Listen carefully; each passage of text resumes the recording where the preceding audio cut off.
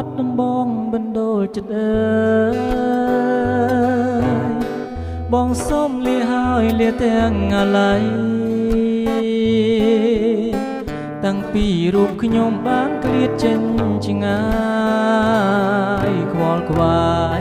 នឹកស្ដាយពុំមានពេលហើយអោបាត់ដំបងកងកម្មវាសនាដែលខ្ញុំប្រាថ្នាគ្មានពេលទំនេរបើសិនជាគូខ្ញុំពីបបេ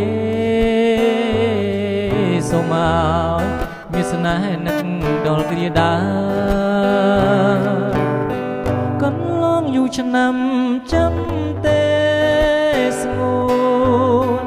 មានតែរូបអូនដែលជាដង្ហើមចំពោះរូបស្រីចិត្តបងសង្ឃឹម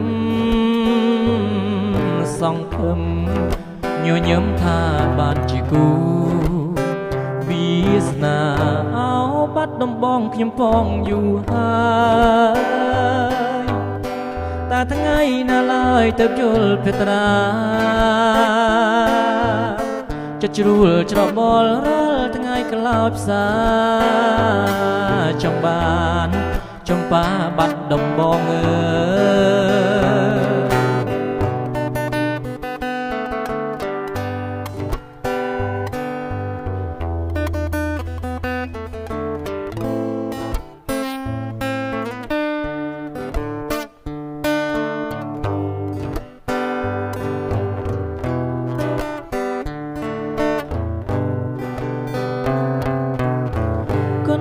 อยู่ឆ្នាំចាំទេ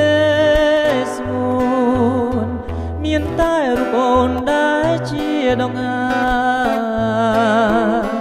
ចំពោះរូបស្រីចិត្តបងសង្ឃឹមញញឹមថាបានជាគូវាសនាអោបាត់ដំបងខ្ញុំផងយូរហើយតែថ្ងៃណាឡើយទៅយល់ភត្រាចិត្តជ្រួលច្របល់រាល់ថ្ងៃក្លោចផ្សាចំបា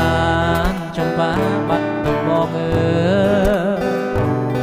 ចំបានចំបាបាត់ដំបងអើចំបានចំបាបាត់ដំបងអើ